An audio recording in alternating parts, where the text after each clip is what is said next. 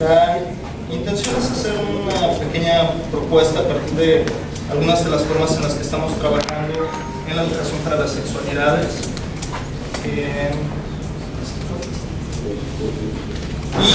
La intención es trabajarlo, o como lo hemos estado trabajando en organizaciones a partir de la resiliencia, que es un concepto a lo mejor que es muy llevado, muy traído en diferentes foros a partir de la prevención de conductas de riesgo para el trabajo, cuando conductas de riesgo se refiere, pero muchas veces mal entendido. Entonces, la idea es presentar de manera general cómo estamos entendiendo y trabajando, y a partir de falta de tiempo, pues bueno, me saltaré las obvias definiciones acerca de salud sexual que conocemos y que podemos estar de acuerdo o no con ellas, acerca de empoderamiento y cómo de diferentes maneras nos va digamos, atravesando esta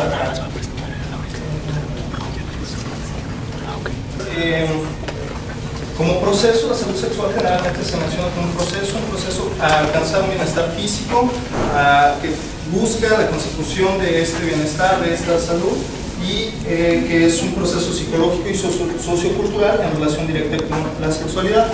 El empoderamiento, esta definición que nos dan Daniel Cases y Marcel Lagarde en la perspectiva de género, en que las personas desposeídas, dependientes, inferiorizadas, discriminadas, excluidas, marginadas, oprimidas, como dice María Galeano, o que está entre idiomas propio, adquieren o desarrollan, ejercen habilidades para liberarse. Entonces, bueno, entrando en materia, la resiliencia, como la entendemos, desde donde la trabajamos, es la capacidad de las personas, instituciones o comunidades de afrontar diversas adversidades, reduciendo el impacto negativo de estas y aprendiendo de ellas, a partir de la identificación, apropiación y uso de sus recursos personales, comunitarios, sociales y políticos para salir fortalecidos.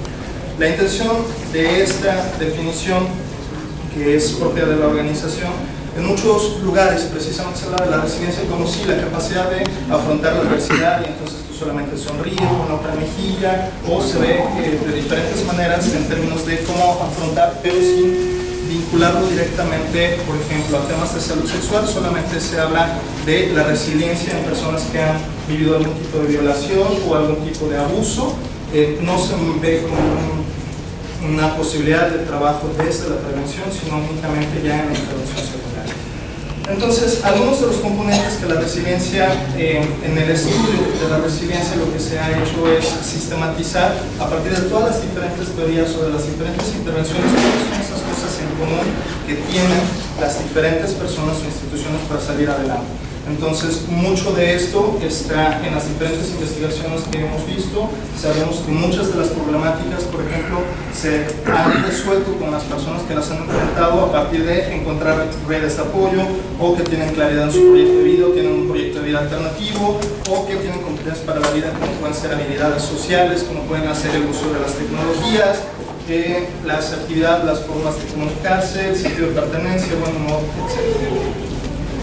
Entonces, una de las cosas fundamentales en las que se basa este trabajo es en que la persona sea capaz de identificar sus propios recursos, más allá de esta perspectiva asistencialista o paternalista en la cual, vamos, tú puedes, crece tu autoestima, hay que mejorarla, todas estas cosas que en muchos programas se hacen. La intención de la resiliencia es que la persona sea capaz de identificar sus propios recursos, y no solamente los personales, sino además los comunitarios. Esta pequeña tabla de 4 elementos es un ejercicio que se tiene en diferentes momentos, según lo que se quiera trabajar, pero que es para identificar aquellas cosas que se tienen, se está o se puede en los diferentes niveles. Entonces, bueno, haciendo una pequeña introducción, lo que no es la resiliencia, porque para llegar a lo que sí y a lo que le estamos apostando. La resiliencia no es un punto al cual llegar. Generalmente conocemos, la literatura nos dice, bueno, ya que estás muy jodido y que llegaste al último de los lugares, no te preocupes porque la resiliencia te podrá sacar adelante, etc. Se piensa como una perspectiva para salir de adversidades muy fuertes, de crisis muy profundas, y en vez de pensarlo como un punto al cual llegar, es decir, tienes que estar en el suelo para después del golpe levantarte, lo pensamos más bien desde un punto de vista en el cual estamos entendiendo desde el inicio. Es decir, un ejemplo, ¿no? Educamos, por ejemplo, para el sexo protegido, y entonces decimos usa condón, porque si no vas a tener una infección, etc. Si alguien llega a infectarse, entonces decimos sí, pero bueno, ahora resiliencia. Bueno, entonces hasta ese momento es cuando empezamos a hacer un cambio en el discurso y empezamos a decir, bueno, no te preocupes, tu calidad de vida puede mejorar si te adhieres al tratamiento o si haces estas cosas, etc. Entonces, desde una perspectiva resiliente, la educación implicaría decir, ok, ten estos cuidados, y si de casualidad, porque quieran, pasa esto, inmediatamente puedes hacer uso de otros recursos. Por ejemplo, si se rompió el condón, etcétera, tienes la posibilidad de asistir a un médico, a una médica, a que revisen, puedes adherir, puedes buscar un tratamiento, etcétera. Pero desde un principio pensando que no sea como algo fatalista, que hasta el momento en el que la persona ya se siente caída o debatida, se le habla de la resiliencia, así como el consuelo para los que ya estamos jodidos o jodidas, ¿no? Otra cosa, no es cuestión de optimismo y voluntad, no es cuestión de la ley de la atracción, no es cuestión de únete a los optimistas, sonríe, al mal tiempo darle buena cara, etc., sino más bien es a partir de identificar recursos. ¿Cuáles son esos recursos? ¿Cuáles son los recursos con los que encuentro de manera individual? ¿Cuáles son los recursos con los que encuentro de manera comunitaria, social y política? Y entonces poder hacer uso de ellos, sabiendo que muchas de las cosas, obviamente hay una carencia en determinados momentos que no puedo, lo vamos a ver en la siguiente, no puedo a lo mejor desarrollarme hasta el punto óptimo deseado, pero puedo hacer un pequeño avance. Y no es una inspiración, nuevamente, esta idea de que lo que no te mata te hace más fuerte y demás, nos hace pensar también en esta cultura mortificante de máxima aspiración.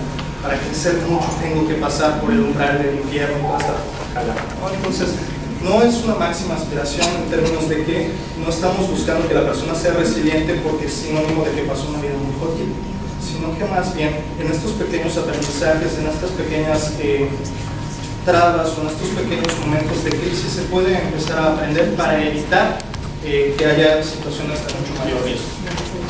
Lo que sí es, bueno, abre perspectivas y amplía expectativas. Como la resiliencia habla de que no sabemos la ciencia cierta qué es lo que va a pasar después de una crisis, porque depende de la persona y de cómo utiliza sus recursos.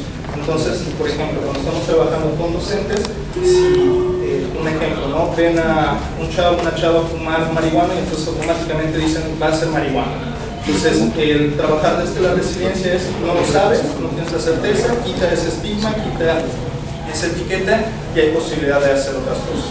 Dentro de Vox Populi se dice árbol que nace torcido, jamás su tronco enderece. De igual manera, efectivamente, a lo mejor no endereza el tronco, pero sabemos que en la naturaleza las ramas siempre buscan la luz, cada quien entienda la luz como se les dé la gana, pero en esta luz, a final de cuentas, es parte de la diversidad de la naturaleza. Y son algunas de las cosas más bellas que vemos en los bosques, etc., ¿no?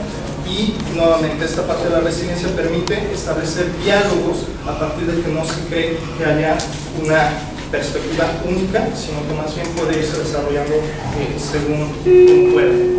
Establece una diferencia entre lo deseado y lo posible. A lo mejor en términos de lo deseado quisiéramos que ya toda la legislación estuviera a favor de X cosa, ¿no? Sin embargo, lo posible en el momento es tal. No significa conformismo, no significa mediocridad, significa que hay momentos o posibilidades de ruptura de crisis que puedan ser aprovechados.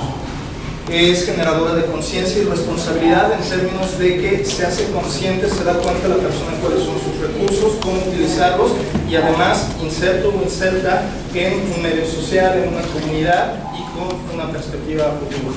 Entabla y fortalece redes porque parte de los recursos fundamentalmente están basados en las redes, en los apoyos solidarios y da voz y construye diálogos a partir de que cada quien puede hacerse parte de su propio proceso y decir yo pasé esto de esta manera, hay posibilidades de superar las adversidades de una u otra forma y hay la posibilidad de, a partir del reconocimiento de los procesos individuales que a veces cada quien tenemos de una manera muy absurda pero muy diferente, poder reconocer también la forma en que las otras personas están saliendo avantes de su problemática.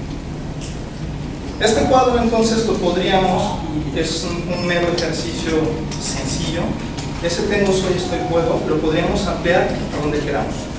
es más una perspectiva, insisto, no hacia dónde llegar, sino desde la cual partir.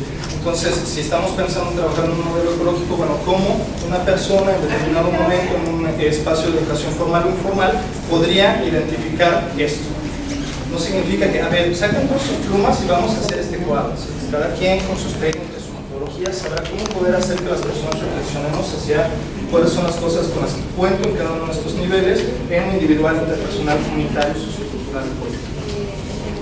De igual manera, bueno, en esto, por ejemplo, tengo leyes que me protegen, soy sujeto de derecho, estoy rodeado de personas que me apoyan a conocer la ley y hacerla valer, puedo pedir asesoría. No sé, por poner un ejemplo muy sencillo.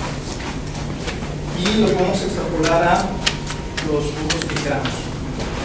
Entonces, en esos mismos niveles, la propuesta precisamente es, bueno, ok, ¿desde dónde estamos entendiendo las sexualidades? ¿Cómo lo estamos trabajando? ¿Cómo podríamos hacer una vinculación para poder bajarlo a una práctica cotidiana que no implique hasta que te diste el madrazo, sino desde antes, cómo podemos hacer que ese madrazo no se presente o que si se va a presentar sea lo menor posible para poder que la gente además lo identifique y lo comparta. Una de las partes fundamentales, insisto, es si pensamos en la resiliencia como un acto aislado de capacidad de afrontamiento individual, llegamos al club de los optimistas donde, pues a ver cómo le haces tú, yo voy a superar mis problemas de esta manera.